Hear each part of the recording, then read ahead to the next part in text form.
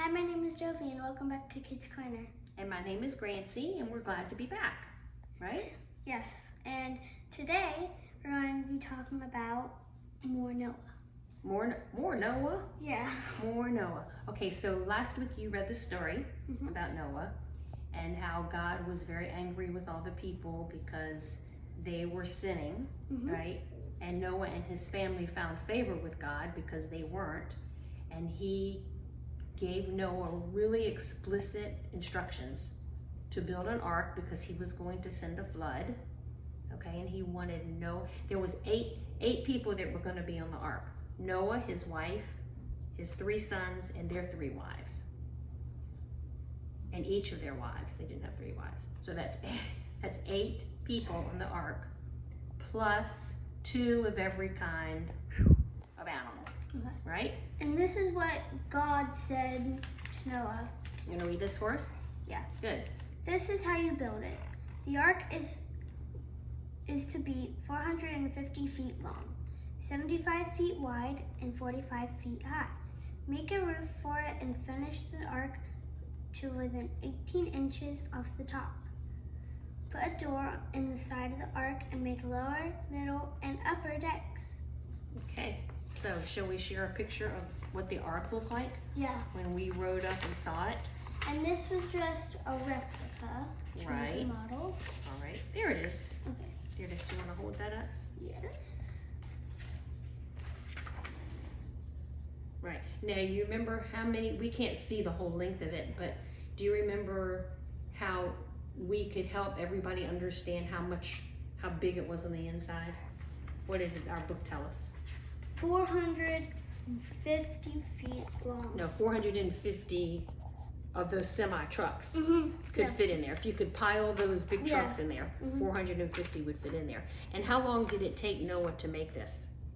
75 years. Can you imagine getting a project and it taking 75? It would be hard to stick to, wouldn't it? I just guessed 10 days and then she's like 75 years. Yeah, right. No.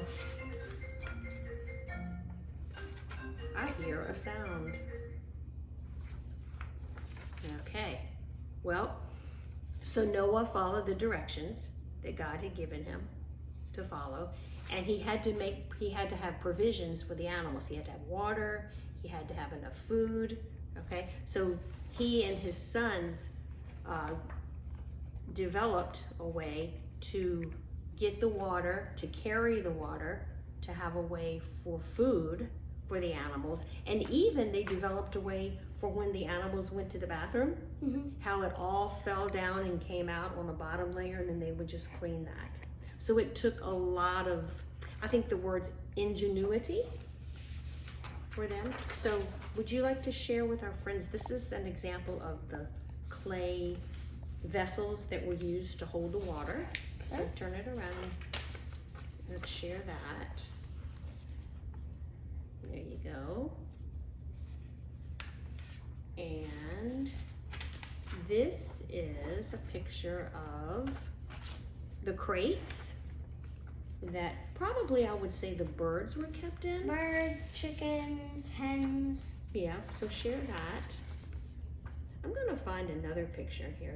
I don't have a picture of it, but of the places where the other animals were kept.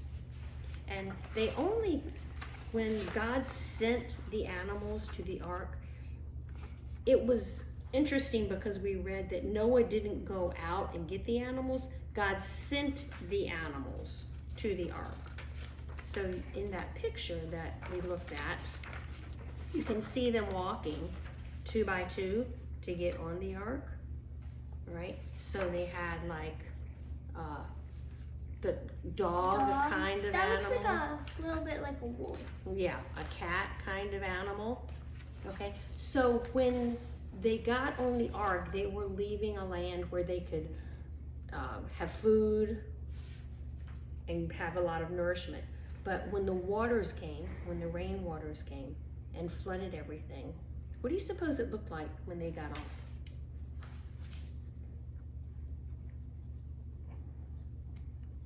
Just imagine. the land is full of water. Okay, everything's covered. Everything. The ocean. dies. So when the animals I want to say it looks like a really big river, but it's just. Okay, but the water had dried up because Noah Yeah. didn't get off till it dried up. So do you think the trees were still living? No. Nope, nothing. There was nothing. So then the animals it was like a survival of the fittest. When the animals got off, they had to figure out, okay, what are we gonna do? Yeah, How do we survive? Right. So can you think of what lesson we need to learn from this about when God asks us to do a task that might seem difficult? Well, you should always trust God because God never lies. And if He says, okay, I'm going to need you to do blah, blah, blah, and you should always do it because right. God knows what's going to happen next. Right. And He knows you can do it. And He knows you might be a little afraid, or like Noah, maybe people will laugh at you sometimes. Yeah. But Noah didn't care because God told him to do just that. And when they got off the ark, they were the only 8 people. Yeah. There was no other people too. But So it was a big job, right? yeah, And very scary, I would imagine. but like they're probably thinking like if all the stuff is dead, there is no food anywhere. Right. There's none. They had plants and everything on the ark. So maybe, I don't know, maybe some of the plant life that they had inside of the ark, maybe they could take it out and plant it to start growing. I don't know how they survived. But let's just remember that if God has a plan for our life, we know that because it says that in Jeremiah, that He knows the plans He has for us, right? And if He asked you to do something, He's going to equip you to do it. So you need not be afraid, okay? So do you want to read our prayer for us? Yeah. Starting right there. Father, sometimes it sees that the job is too big for us.